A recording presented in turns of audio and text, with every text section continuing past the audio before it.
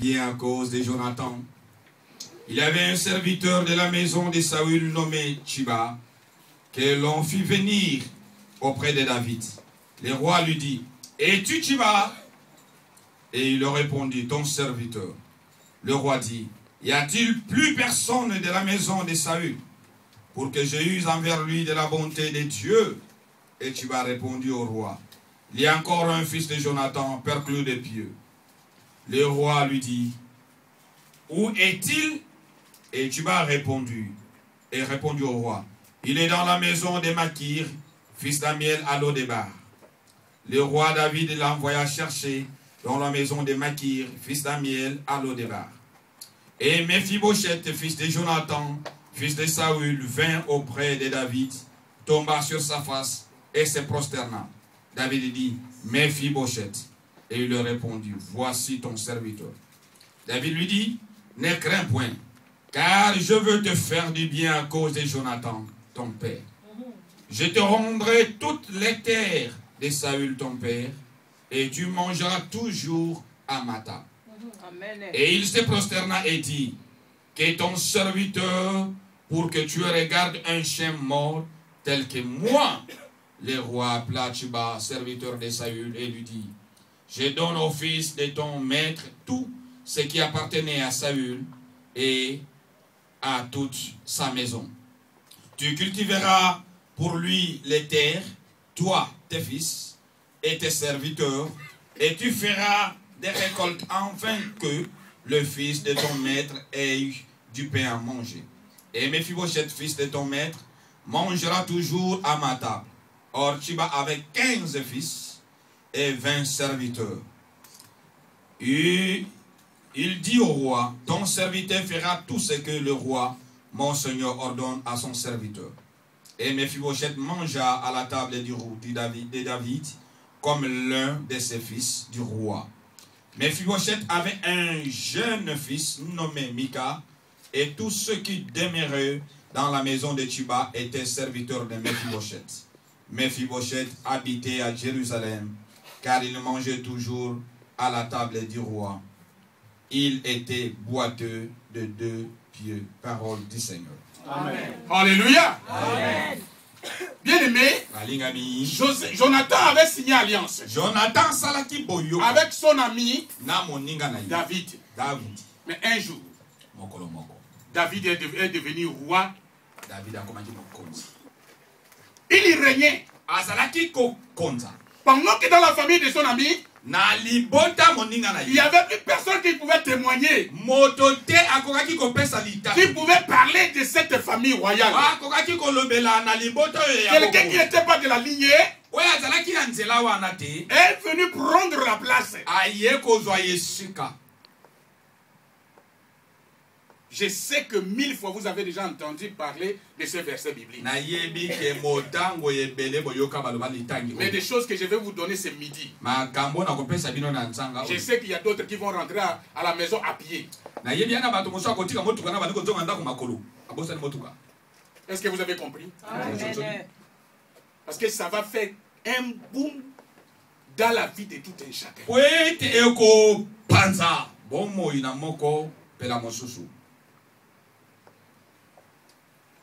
Après avoir pris le pouvoir, il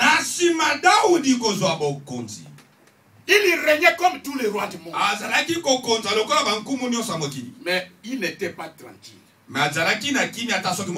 Parce qu'il y avait une personne qui lui disait tous les jours, tu as oublié l'alliance. Tu as oublié l'alliance. Et cette personne-là ne craint personne. Même quand tu es parti la nuit là, cette personne est en train de te dire, parle bien, tu sais où nous étions, tu sais ce que nous avons fait. Cette personne a peur de personne. Elle s'appelle Madame la conscience. Madame la conscience, moi c'est conscience. La conscience va te dire, conscience na yo to boyebi no koloba na yo. Tu peux aller au lit. Jusqu'au matin, tu n'as pas sommeil. Parce que la conscience parle. Et la conscience de David était en train de parler. David, souviens-toi. Souviens-toi. Vous étiez dans la forêt. Et c'est là que vous avez signé les accords. Pense à ce que tu avais dit. Il ne pouvait plus se contenir. Un jour, il sort dehors. Il convoque tout le monde. Et les gens savaient que cette convocation, peut-être c'est pour distribuer des postes. Alors personne ne pouvait manquer. Tout le monde était là. Et il y avait une question. Une unique question. Est-ce qu'ici, ou dans notre royaume, il y a encore une personne de la famille royale à qui je peux faire du bien?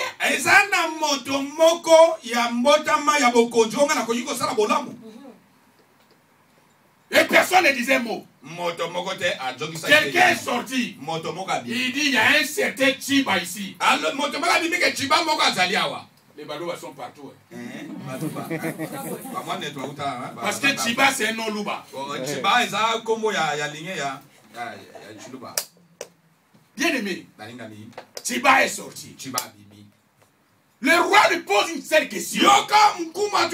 Est-ce qu'il y a une seule personne qui est restée, qui est avant la prise de pouvoir, l'autre pouvoir passé? Est-ce qu'il y a quelqu'un qui je peux faire du bien qui est resté?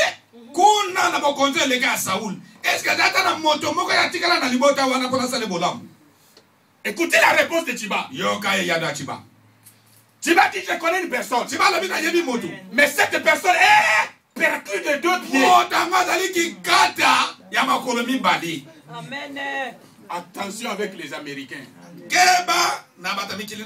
Quand ils te posent une question, il ne faut pas chercher à développer non ou oui, arrête là. Est-ce que David avait besoin des commentaires de Chiba? Est-ce que David a dit ça? Est-ce que le roi avait dit il faut me décrire aussi cette personne? Nous sommes là. Amen. Vous savez pourquoi Chiba avait dit ça? C'était pour décourager les rois.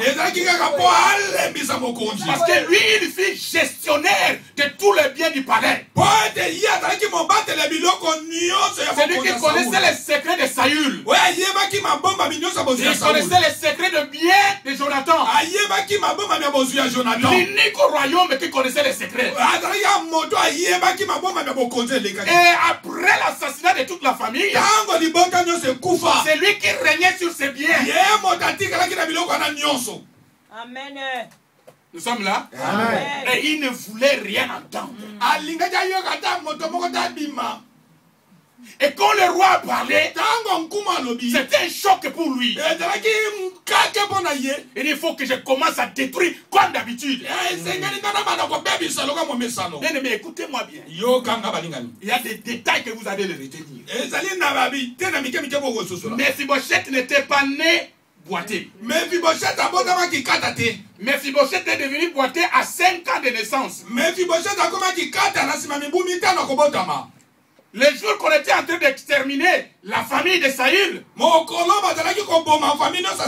la nourrice avait pris cet enfant. C'est en courant avec l'enfant que l'enfant était tombé et l'enfant s'est retrouvé paralytique.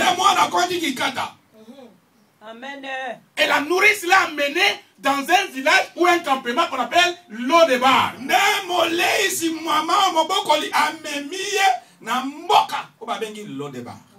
Dans la maison de Makir. Makir veut dire quoi? Makir veut dire tout simplement vendu. Et Lo-Debar veut dire quoi? Rien. Rien. Voilà un fils qui vivait au palais royal, qui se retrouve maintenant à Lo-Debar, à la merci des moustiques. Quand Mephibosheth mangeait au palais,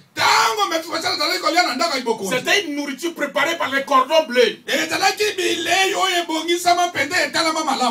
Les cordons bleus, c'est qui travaillent à l'hôtel. Tout était vérifié. Combien de calories, combien de kilos, tout ça calculé.